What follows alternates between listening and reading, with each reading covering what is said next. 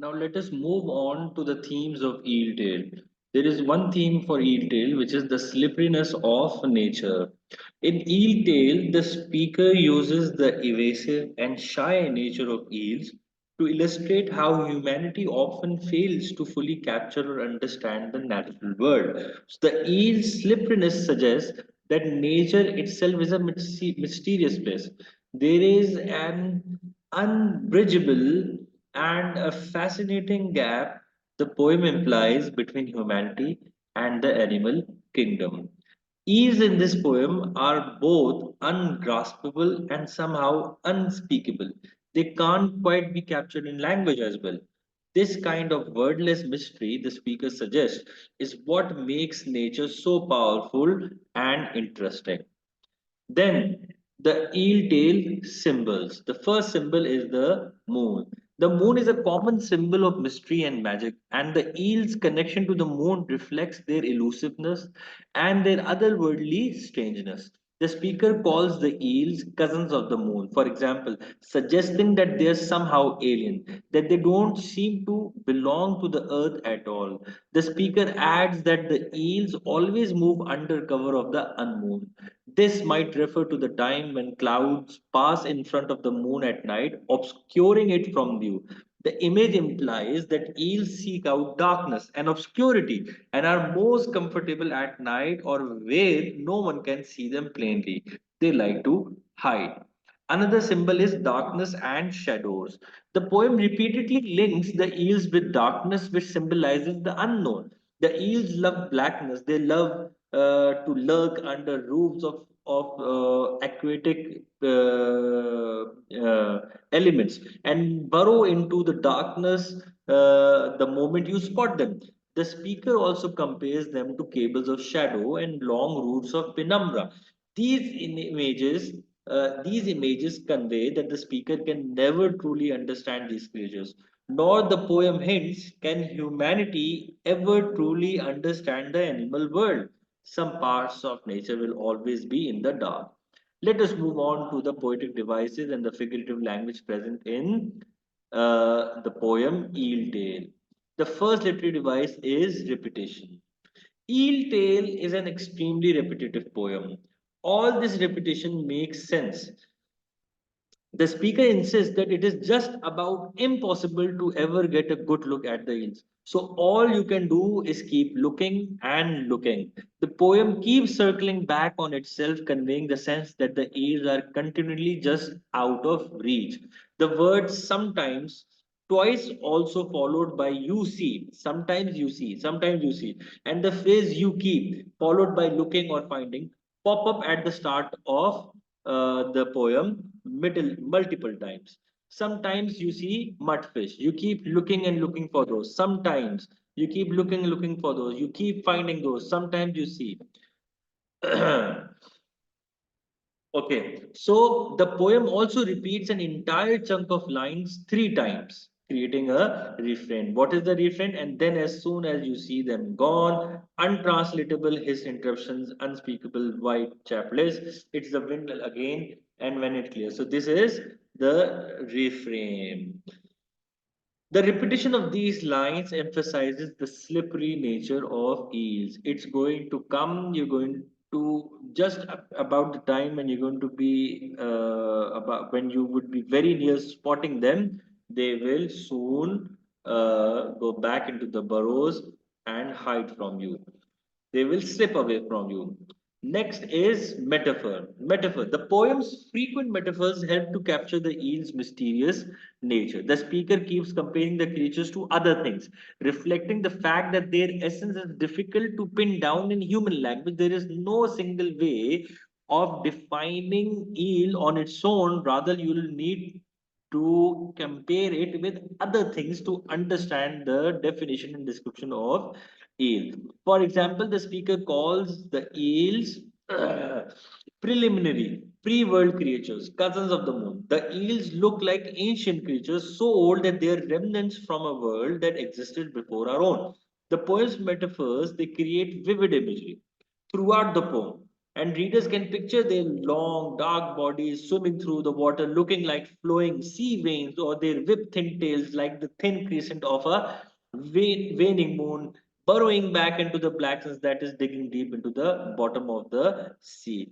Some of the speaker's metaphors are even more abstract. They repeatedly call the eels untranslatable hills interruptions and unspeakable white chaplets. Their movements in the water look like interruptions in the untranslatable conversation of the nature, and their broad cracked mouths resemble white chapped lips that don't have the ability to speak. The word unspeakable also suggests that the creature's faces are too ugly to describe. There is something creepy about the ease. Let us come to the consonants over here. Now, the poem is full of consonants, particularly the L and the S sounds. The poem's language flows as smoothly as its subject, just like eels flow. In the same way, the poem's language also flows. Now, listen to the intense sibilants and L consonants of the poem's refrain. For example, untranslatable hissed interruptions, unspeakable white chapless. The lines themselves seem to hiss. The crisp consonants of speakable and chapped and lips, but per consonants, it creates a sound as though the ears are smacking those terrible lips again and again. At the top of the second stanza, smoother sounds of these lines convey the smoothness of the eel's sleek and slippery bodies. You keep looking and looking. The L sound, the underlurkers, L, the uncontrolled little eddies, again, L. When you lever their roofs up, they lie limbless, hairless. Okay, again, what are these? The L sounds, which are suggesting the alliteration, both alliteration and consonant is present over here, and it is suggesting the smoothness of the sound, just like the smoothness of the eel's sleek and slippery bodies. In the next few lines, sibilance combines with k sounds to convey the splashing and spongy world of the marshes in which the eels live. Some huge plumbing system sucking and sucking the marshes, and sometimes it is just a smirk. Now let us move on to assonance.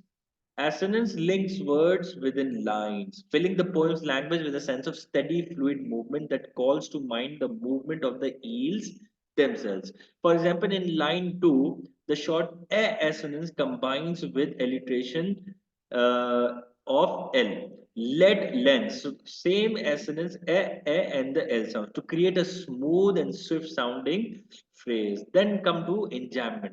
The eel tail features intense enjambment throughout. The poem uses very little punctuation at the ends of lines. Instead, it just keeps flowing further and further down the page. In this way, the poem's form mirrors the eel's slippery movements.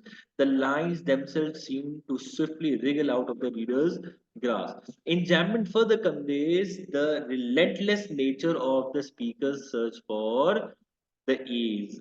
Okay, there is no stopping the search of eels, just like there is no pause, no stopping at the end of the lines of these verses. Let's move on to the form, meter, and rhyme scheme of Eel Tail. The first one is the form. Eel Tail consists of three stanzas of differing lengths. Beyond that, the poem doesn't stick to any regular form or pattern. Many of the poem's lines are enjambed, allowing the text to flow swiftly and smoothly down the page in a way that mirrors the slippery movements of the eels themselves. The poet also indents the single word line gone each time it appears, creating a vast white space on the page that evokes the eel's sudden absence. There is nothing, there is emptiness after the line, after the word gone in that same line.